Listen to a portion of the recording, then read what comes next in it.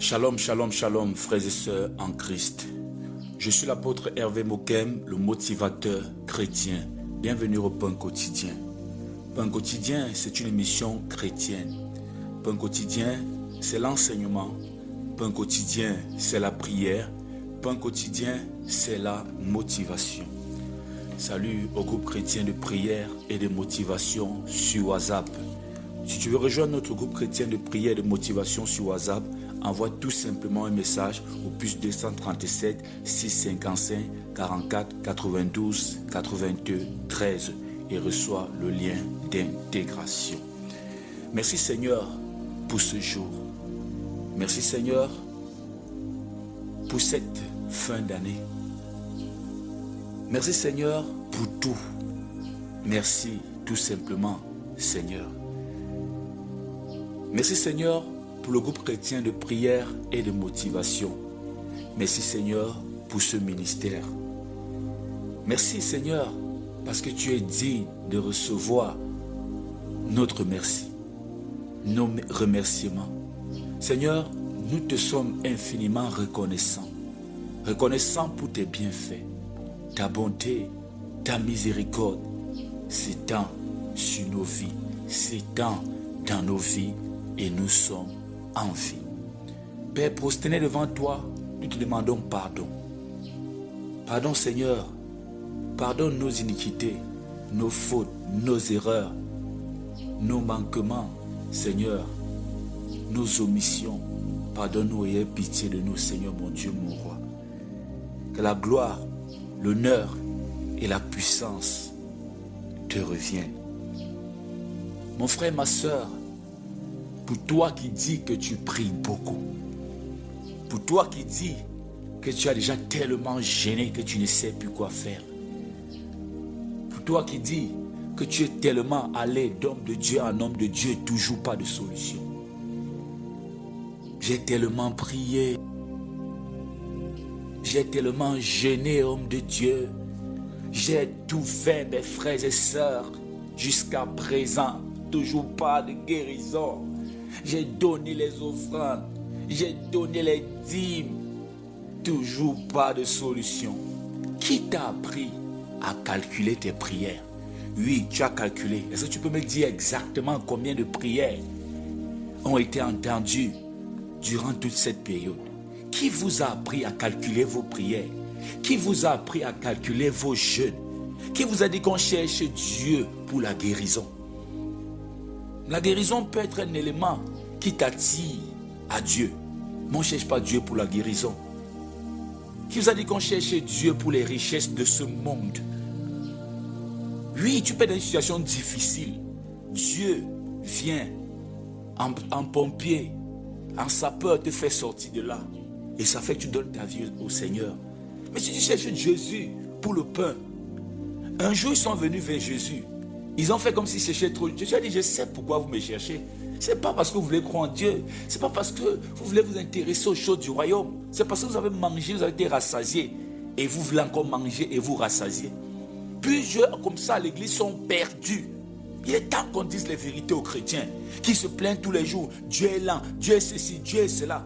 Va un peu chez les marabouts. Va faire un tour dans les sectes sataniques. Je n'ai jamais été là-bas. Mais le Seigneur me révèle les choses des sectes. Regardez comment ils obéissent à Satan.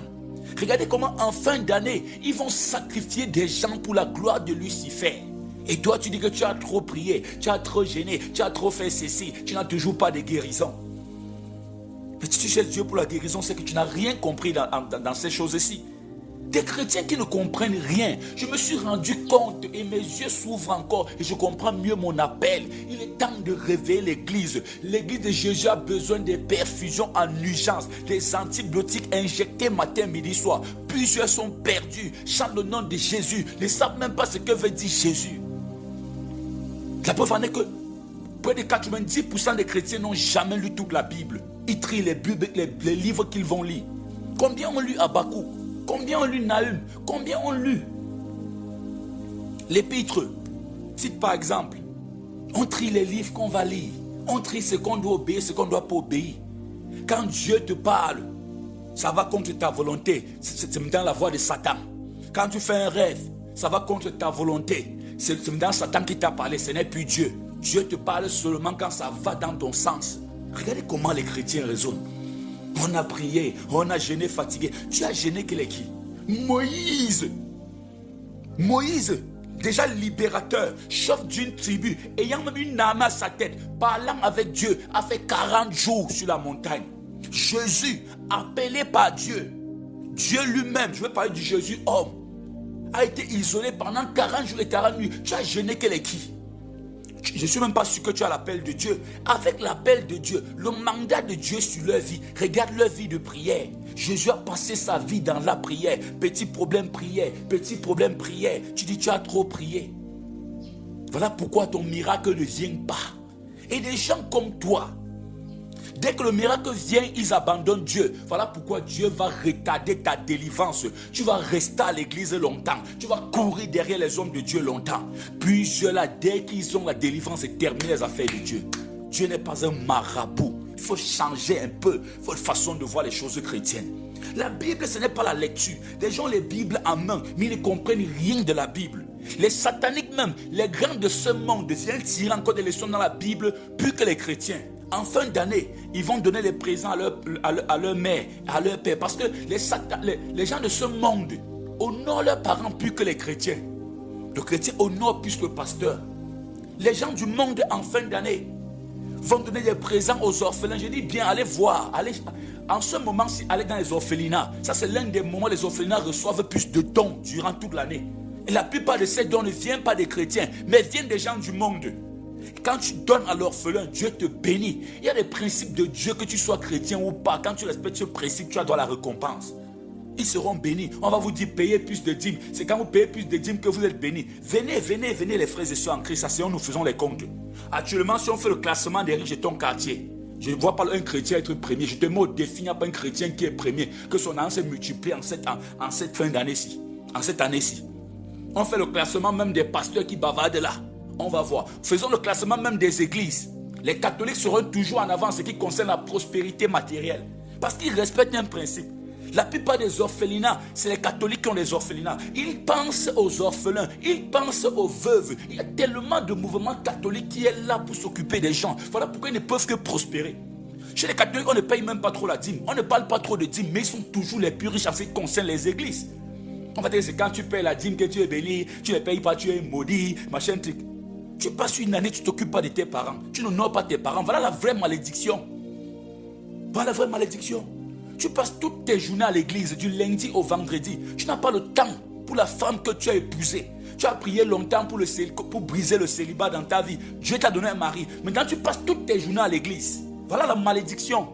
Il y a un temps pour toutes choses. Et l'église, c'est d'abord dans le cœur. Voyant tous les sorciers de ta famille, ne voyant jamais le pasteur qui est compliqué, qui fait des pratiques mystiques. Il est temps qu'on change un peu. Les chrétiens sont ignorants. On dit mon peuple périt faute de connaissance. C'est mon peuple en réalité même. C'est aux chrétiens que la Bible est en train de parler. Ce n'est même pas tout le peuple mélangé. C'est aux chrétiens, à ceux qui ont suivi Dieu, ceux qui suivent les instructions de Dieu, qui ont Dieu pour je sais pas, pour créateur, qui ont Dieu pour leur Dieu en tout cas.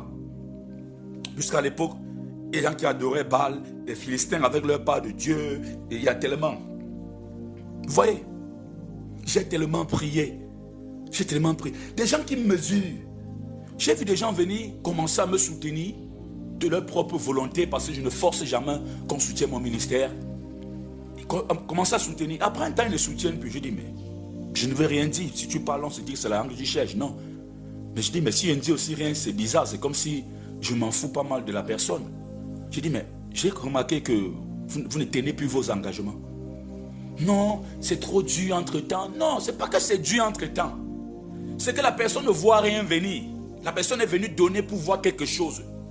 On ne soutient pas le ministère de Dieu parce qu'on veut la guérison. Non, ne me mets pas ça en tête. Soutiens tout simplement le ministère de Dieu. Soutiens pour le progrès de l'évangile. Et Dieu te bénira. Les chrétiens qui font des calculs. Mais allez chez les marabouts. Qui vous empêche de retourner chez les marabouts? Personne ne vous retient.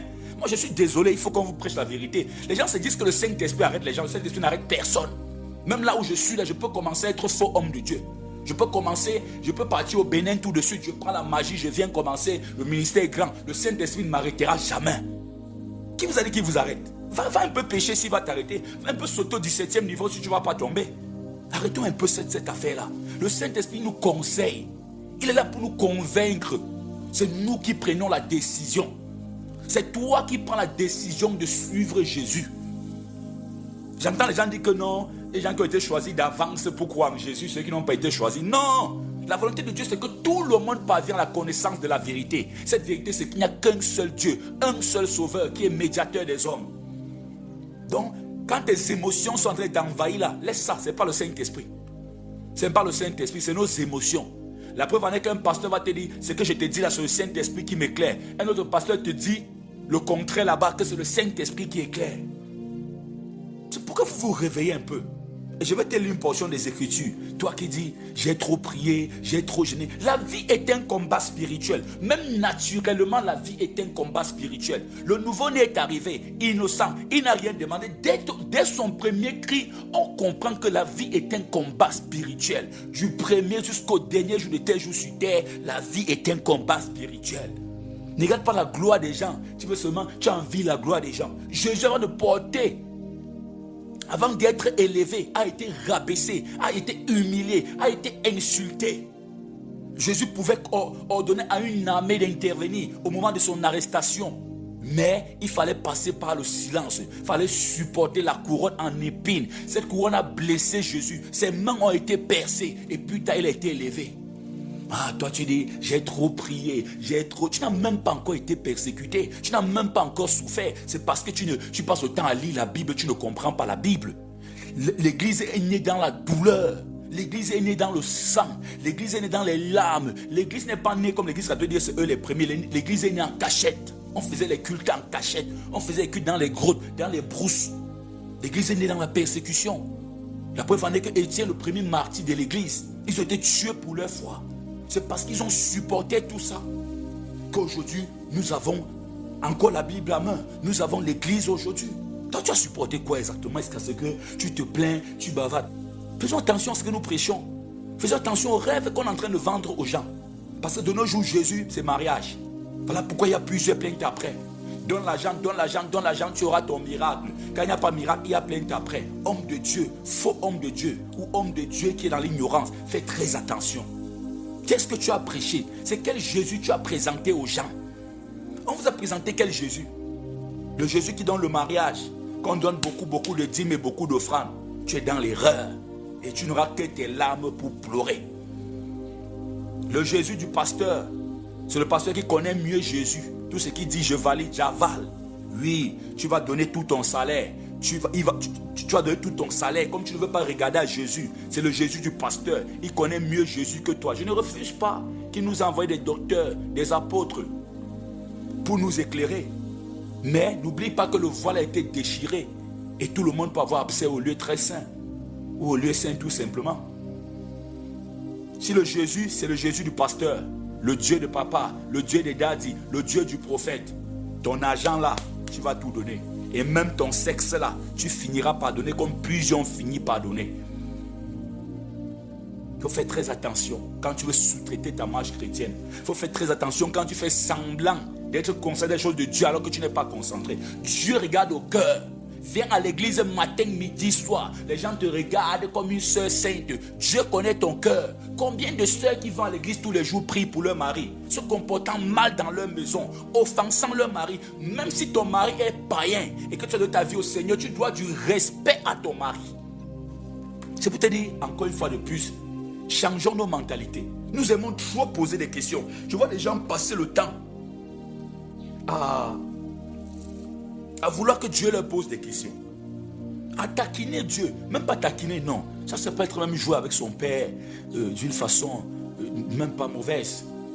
Des gens les chrétiens passent le temps à tenter Dieu. J'entends les gens dire, mets-moi ainsi à l'épreuve. Est-ce qu'on met Dieu à l'épreuve?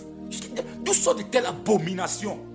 En donnant la dîme, tu es en train de mettre Dieu à l'épreuve. Parce qu'on vous prend des versets bibliques hors contexte. Et ça devient des prétextes pour vous escroquer. On ne met jamais Dieu à l'épreuve. Jésus a dit quoi? Quand le diable a dit à Jésus, il est écrit. Il va envoyer ses anges et ils vont te porter de peur que ton pied ne heurte contre une pierre ou tes pieds ne heurtent contre une pierre. Jésus dit, il est écrit, tu ne tenteras point le Seigneur ton Dieu. On ne tente jamais Dieu. Même si Dieu te demande de me tenter, tu refuses. Voilà la seule chose que tu peux refuser si Dieu te demande. Ne mets jamais Dieu, ne tente jamais Dieu. J'entends dire, je vais tenter Dieu, je mets Dieu à l'épreuve, je veux payer mes dîmes, je veux voir.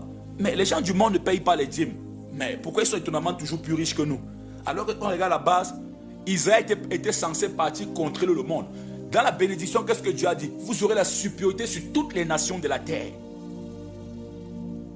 Je vais te dire une vérité. Le spirituel, c'est ça le christianisme. Le christianisme n'est pas une école académique. C'est une école spirituelle. Le spirituel a des principes. Le spirituel a des conditions. Le spirituel a des lois, voire des interdits. Quand tu bafoues ces interdits, les conséquences sont là. Les chrétiens ne savent pas ça. Je vais te lire une portion des Écritures pour que tu comprennes. Je parle aux gens qui ont calculé leur prière. Moi, je prie trop. Moi, je gêne trop. Daniel, même après avoir interdit de prier, Daniel priait. Ils ont constaté que Daniel priait plusieurs fois dans la journée et en direction de Jérusalem. Des gens que dès que Dieu les bénit, la prière devient rare dans leur maison. On est chrétien. On est chrétien qu'on fait comme Christ. Pas d'où vient le mot chrétien. Ah, je suis une nouvelle créature. Les choses anciennes. Tu vas bavarder ce que tu vas bavarder. Tu n'es jamais une nouvelle créature. Ce n'est pas le fait d'aller entrer dans les eaux du baptême qui fait de toi une nouvelle créature. Est-ce que tu as baptisé ton cœur? Tu as lavé ton corps mais pas baptisé ton cœur. Va encore relire le baptême de Jean-Baptiste, le ministère de Jean-Baptiste. Va lire. Jean-Baptiste même a été préparé le cœur des gens pour recevoir le Seigneur. Il précédait le Seigneur, c'est lui qui préparait les cœurs des gens pour que Jésus arrive. Est-ce que ton cœur était préparé en Jean-Baptiste? Est-ce que la repentance a touché ton cœur? Est-ce que la repentance est en place dans ta vie? Et la repentance se voit comment? Quand tu commences à produire des fruits dignes de la repentance. La même qui s'est fait baptiser hier, disant qu'elle est chrétienne, son mari reste païen, elle est celle qui continue à insulter son mari, à mal parler ou médire de son mari devant les enfants. C'est une malédiction. Quand tu parles mal à ton mari devant ton enfant, c'est une malédiction. Voilà comment des femmes attirent la malédiction sur des enfants, ils grandissent, ils ne deviennent rien, après on se plaint. C'est des principes spirituels que vous ne respectez pas. Les interdits que vous bravez et vous voulez avoir des grands dans vos maisons, vous voulez être grand. Il faut faire très attention dans cette marche chrétienne. C'est du spirituel. Il faut être concentré. Et je me rends compte sur cette terre que peu de pasteurs enseignent la spiritualité chrétienne. Ils sont là pour lire la Bible avec vous. Je vais te montrer quelque chose dans les Saintes Écritures. Apocalypse chapitre 4, verset 8 à 9. Nous allons lire quelque chose. Je parle à quelqu'un qui se plaint, qui prie trop. J'ai suivi des gens. Je te dis une vérité. Ça m'a dépassé en milieu chrétien. Moi, quand j'ouvre mon cahier des songes, Jésus m'envoie travailler dans le cœur de son église. L'église est en crise, il faut le dire. Des fois, tu regardes certains pasteurs comme ça avec leur public. Moi, j'appelle ça leur public. Tu as même honte d'être chrétien. Je te dis, j'ai vu une vidéo des femmes qui ont des bébés au dos, des jeunes enfants qui sont là. On saute ici, on saute là-bas, on commence à danser une danse étrangère. Donc, ces pasteurs prennent plaisir à manipuler les gens, tellement ils ont envoûté les gens qui prennent plaisir. Il y a des femmes que si le pasteur dit, déshabille ton couche ensemble, elles vont coucher, savent que c'est pour la gloire de Dieu. Va prendre tout ce que ton mari a. Je vous dis des vérités, elle va partir prendre tout. Il y a des femmes qui ont vidé leur maison, des hommes qui se sont ruinés en suivant les hommes de Dieu. Les soi-disant hommes de Dieu. Apocalypse chapitre 4, verset 8 à 9. Je lis. Saint, Saint, Saint est le Seigneur Dieu, le Tout-Puissant, qui était, qui est et qui vient. Ce qui veut dire qui est éternel. Je ne sais pas si tu es en train de me comprendre. 3 fois, il chante la sainteté de Dieu. Saint, Saint, Saint est le Seigneur Dieu, le Tout-Puissant, qui était, qui est et qui vient. Jour et nuit.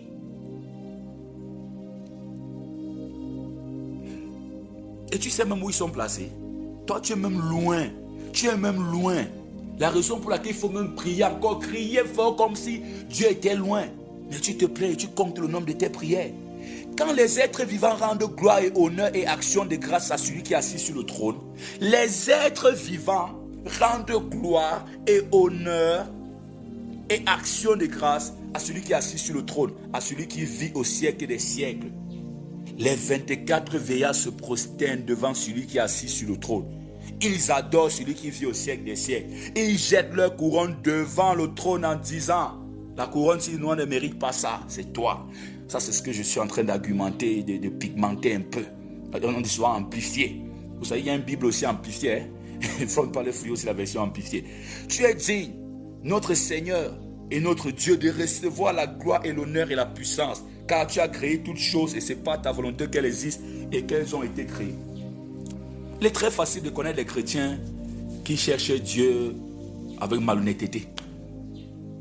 Combien de chrétiens adorent Dieu? Adorent Dieu. Regarde un peu à l'église, fais un constat à l'église. Quand il s'agit d'adorer Dieu en termes de chant, l'adoration n'est pas une affaire de chant. Adorer veut dire à Dieu ce qu'il est. Si ton comportement honore Dieu, tu es en train d'adorer Dieu par ton comportement. On peut adorer Dieu par la poésie. On peut adorer Dieu par toute autre chose. Montrer que Dieu est grand, il est puissant. Même financer pour l'œuvre de Dieu, c'est adorer Dieu. Que Dieu a la première place. Voilà, rien ne doit, à mon niveau, si rien ne doit étouffer. Le monde entier doit savoir qu'il est grand. Et comme l'évangile est gratuit, l'évangélisation a un coût, moi je finance l'évangélisation. Ça, c'est adorer Dieu. Vous avez remarqué que quand il s'agit d'adoration en chant, et il y a même beaucoup d'erreurs dans le milieu des chantres chrétiens, j'entends ou j'écoute souvent des musiques gospel qu'ils appellent adoration, mais dedans il y a le moi qui intervient. Dès que le moi intervient, il n'y a plus adoration. Ils n'ont pas dit quelque chose ici, ils ont dit, tu es digne, notre Seigneur, notre Dieu, de recevoir la gloire, l'honneur et la puissance. Tu as créé toutes choses, c'est pas ta volonté qu'elles existent et qu'elles ont été. Voilà l'adoration. Il n'y a pas le moi dedans. Déjà qu'en haut, ils ont jeté leur couronne devant le trône. Ils ont jeté le moi devant le trône. Ils ont jeté leur élévation devant le trône. Ils ont jeté leur titre devant le trône. Ils disent que Dieu, tu es dit notre Seigneur, notre Dieu. Dans l'adoration, il n'y a pas le moi. Mais des musiques chrétiennes, où on chante Dieu est puissant, Dieu est grand. Il m'a fait du bien, mon âme, lève-toi. Ça, c'est pas l'adoration. C'est pas l'adoration parce que là, il t'a fait du bien. Maintenant, s'il ne t'avait pas fait du bien, l'adoration ne tient pas compte du fait que nous sommes guéris ou on a des miracles ou pas. Parce que Dieu reste Dieu. Que tu sois guéri, que tu meurs ou pas, Dieu reste Dieu. Voilà pourquoi l'adoration n'a pas le moi dedans. Quand il s'agit de chanter à l'église pour adorer le Seigneur, c'est très facile. Même comme il y a beaucoup d'erreurs dedans.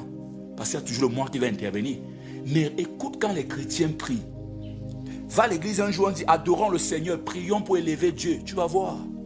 Tu vas voir. Les mots, on cherche les mots. Dès qu'on a dit tu es grand, tu es puissant, tu as tout créé, on ne trouve plus les mots. Mais quand il s'agit de demander la guérison, on change même les langues. On parlait en grec, on parle en araméen, on parle en hébreu, on parlait les langues. Parce que la Bible a été écrite en hébreu, en grec, en araméen. On utilise les langues de la Bible sans se rendre compte, alors qu'on n'a même pas encore tout lu la Bible. Parce qu'on veut la guérison. Parce qu'on veut trouver le travail. Élever Dieu donne le travail plus que la prière d'adoration donne le travail plus que la prière de demande. Autant de choses qu'il faut comprendre. Des chrétiens qui ont tellement pris la place, ils s'aiment tellement. Même quand on adore Dieu, le moi intervient dedans. Voilà les êtres qui prient jour et nuit. Toi qui dis que tu as trop prié là. Tu as trop jeûné là. Évitez que Dieu vous pose un jour une question. Je vois des gens qui sont toujours en train de tenter Dieu, pousser Dieu. Dieu est un Dieu qui est lent dans certaines choses. Parce qu'il connaît qu'il est premier en tout. Quand Dieu frappe, il est le premier. Quand il frappe, regardez comment Dieu reste, il réfléchit au déluge. Comment les eaux vont monter, prendre toute la terre. Ils vont mourir un à un. Il va rester juste un petit nombre. Regardez à quoi Dieu pense. Faites attention. Évitez que Dieu ouvre certains chapitres ou certaines natures de lui, en lui. Parce que Dieu, il est très lent. Vous avez vu l'histoire de Sodome et Gomorrhe. Il descend, dit qu'il veut vérifier. Alors qu'il sait que ce qu'on a dit est vrai, ce que les anges ont dit est vrai et on doit frapper Sodome. Il descend. Tout ça pourquoi? Il est en train de bloquer sa main. Quand Dieu dit mettez-moi à l'épreuve, c'est parce que ton mal a débordé. Et comme il est trop bon, il veut une raison de plus. Donc, il veut une goutte d'eau qui va faire déborder le vase. Comme Dieu cherche souvent cette goutte d'eau qui va faire déborder le vase. Quand ton péché déborde, à un moment donné, il cherche la goutte d'eau qui va faire déborder le vase. Fais attention dans ta vie quand Dieu cherche déjà la goutte d'eau qui va faire déborder le vase de sa colère. Ah, il va frapper. En un seul jour, 3000 sont tombés parmi le peuple d'Israël. Fais très attention. Regarde quand Dieu frappe les ennemis. Vous aimez toujours regarder quand Dieu frappe vos ennemis. Vous aimez voir le Dieu d'Israël qui frappe les Philistins. C'est un Dieu de justice. Donc le jour que tu vas te comporter comme les Philistins, la même punition là va se retourner contre toi. Pour vous qui jouez avec les choses de Dieu là. Job bavardait, il bavardait. Dieu a posé une question, il n'a pas pu répondre. Donc fais attention. Toi qui veux que Dieu te pose une question à haute voix là. Refuse. Les gens qui refusent d'obéir, ils ne voient jamais leur faute. J'ai subi des gens comme ça. Qui pêchent, ils pêchent, ils pêchent. J'ai su des gens faire des péchés que moi je ne suis jamais passé à côté. Je ne savais même pas que c'est même une réalité, ce qu'on dit souvent. Mais il ne regarde pas son péché qui s'augmente. Il ne regarde pas sa désobéissance qui s'accentue. Il regarde pourquoi la gloire de Dieu ne vient pas. Ce qu'il appelle gloire de Dieu, c'est ce qu'il cherche. Pourquoi l'argent ne vient pas? Pourquoi la prospérité ne vient pas? Pourquoi le mariage ne vient pas? Pourquoi toi-même tu ne viens pas? Les chrétiens qui passent le temps à se plaindre, à se plaindre, à se plaindre, à se plaindre. Vous vous plaignez même plus que les gens du monde. Vous vous plaignez plus que les gens qui n'ont même pas Christ. Petit truc, c'est la plainte. Si marche tombe un peu, c'est de la spirituelle. Tu sais quoi du spirituel? Ils adorent le Seigneur. Ces gens d'Apocalypse, on a lu 24 sur 24, 7 sur 7. Ils adorent Dieu. Ils adorent Jésus.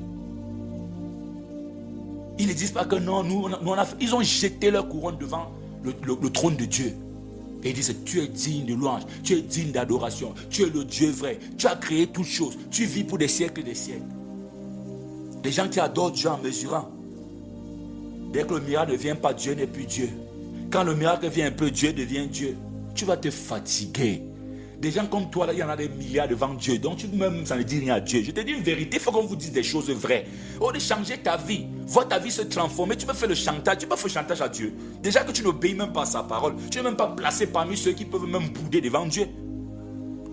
Tu es même trop localisé, tu as même trop de grâce. Il y a des gens qui prient même plus que toi, qui n'ont même pas la moitié de ce que tu as. Arrêtez un peu ça. Si Dieu te pose une question, est-ce que tu vas répondre? Toi qui es en train de poser des questions, poser des questions. Pourquoi ma vie est comme ça? Pourquoi ma vie est comme ça? Pourquoi tu pêches comme ça? Pourquoi tu as un mauvais cœur comme ça? Pourquoi tu adores le pasteur comme ça? Pourquoi tu n'es pas une bonne femme dans la maison de ton mari comme ça? Pourquoi tu es une femme qui boude dès que ton mari traverse des périodes financièrement difficiles? Pourquoi tu n'es pas la femme vertueuse? Pourquoi tu ne te comportes pas comme Marie, comme Élisabeth, la mère de Jean-Baptiste? Et tu es tout là. Pourquoi quand Dieu va te poser une question un jour, j'entends la voix de Dieu te poser une question de façon audible. Ça pourrait être la fin pour toi. Job, le bavard, n'a pas pu répondre aux questions de Dieu. Il était humble et dit, Seigneur, je ne peux pas répondre à ces questions-là. J'ai bavardé beaucoup C'était sans... Va lire le livre de Job. On vous a souvent montré le Job qui souffre beaucoup et après il est dans la gloire, ne maudit pas Dieu. On ne vous montre pas le Job qui bavardait beaucoup. On ne vous montre pas le Job qui a passé le temps à répondre au discours des gens, répondre au discours de ses amis. On ne vous montre pas le Job qui s'est repenti à la fin devant Dieu. L'église ne vous montre pas, les hommes de Dieu ne vous montrent pas ça. Il y a beaucoup d'enseignements dans la vie de Job. Quand tu souffres, même dans ta souffrance, l'histoire de Job t'enseigne que dans ta souffrance, ne bavarde pas trop. Ne bavarde pas trop, ne murmure pas trop. Mais tu ne sais pas ce que Dieu prépare. Tu ne sais pas ce que Dieu a parlé sur Job. Qu'est-ce que tu connais les lois du ciel qui s'appliquent sur la terre? Dieu a expliqué à Job comment certains animaux seulement ont été créés.